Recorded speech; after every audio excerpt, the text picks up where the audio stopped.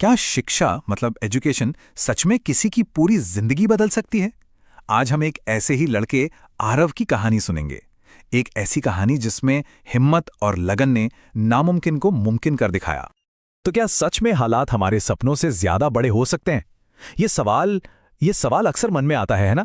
खासकर तब जब सपने तो बहुत बड़े हों पर मुश्किलें भी कम ना हों। आरव की कहानी, पता है, इसी सवाल का एक जीता जागता जवाब है।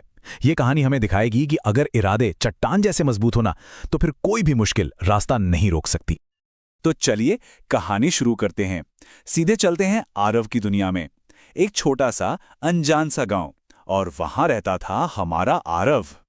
तो ये आरव था कौन? अरे बिल्कुल एक आम लड़का, गांव का। उसके पिता एक छोटे से किसान थे जो दिन रात बस खेतों में मेहनत करते थे। घर की आर्थिक हालात कह सकते हैं कि कुछ खास अच्छी नहीं थी, लेकिन हाँ, पिता की आंखों में एक सपना जरूर था कि उनका बेटा पढ़ लिख कर कुछ बड़ा बने, एक अफसर बने। पर आरव, अरे वो तो अपनी ही धुन में था। दोस्तों के साथ घूमना फिरना, सोशल मीडिया, ये सब चीजें धीरे धीरे उसकी पढ़ाई पर भारी पड़ रही थी।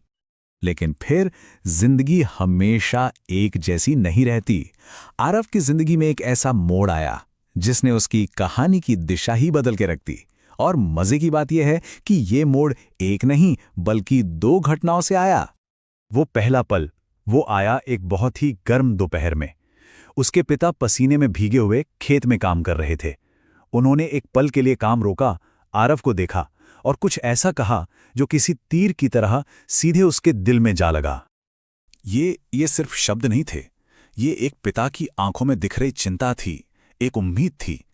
जिंदगी में पहली बार आरव को एहसास हुआ कि उसकी तकदीर तो उसी के हाथ में है।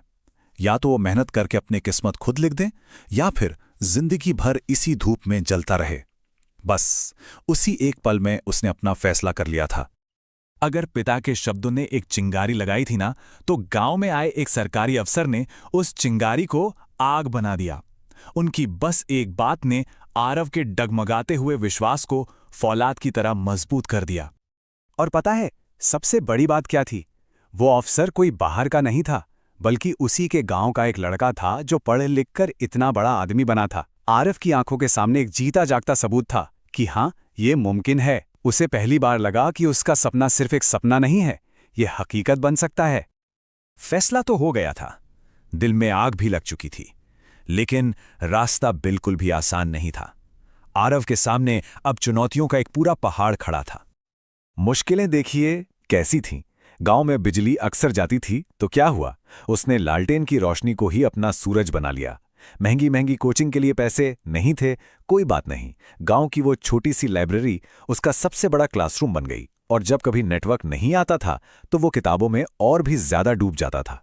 हर मुश्किल का जवाब उसने सिर्फ एक ही चीज से दिया, और वो थी कड़ी मेहनत। और कहते हैं ना कि ऐसी मेहनत कभी भी बेकार नहीं जाती। धीरे धीरे आरव की जिद और उसकी लगन अपना रंग दिखाने लगी थी। उसने अपनी जिंदगी को ना एक नए नियम में बांध लिया था। एक पक्का शेड्यूल, दिन में पिता के साथ खेतों में काम करना और रात होते ही किताबों के साथ अपना भविष्य बनाना। और सबसे बड़ी कुर्बानी, उसने उस मोबाइल से पूरी तरह दूरी बना ली जो कभी उसकी दुनिया हुआ करता था। ये अनुशासन किसी तपस्या से कम नहीं था, और इसका असर अब साफ साफ दिखने भी लगा था। और फिर वो दिन आया, नतीजों का दिन। जब आरव ने अपना रिजल्ट देखा ना, उसे अपनी आंखों पर यकीन ही नहीं हुआ। जरा सोचिए, वो लड़का जो कभी पढ़ाई से दूर भागता था, आज पूरे जिले में फर्स्ट आया था। ये सिर्फ मार्क्स नहीं थे, ये उसके पिता के पसीने का, उसकी मां की दुआओं का फल था। उस दिन उस घर में बस खुशी के आंसू थे। लेकिन कहानी यहां खत्म नहीं होती, बल्कि असली कहानी तो अब शुरू होती है। आरव की सफलता ने उसे एक बहुत बड़ी सीख दी, जिसे वो आज दूसरों के साथ भी बांटता है।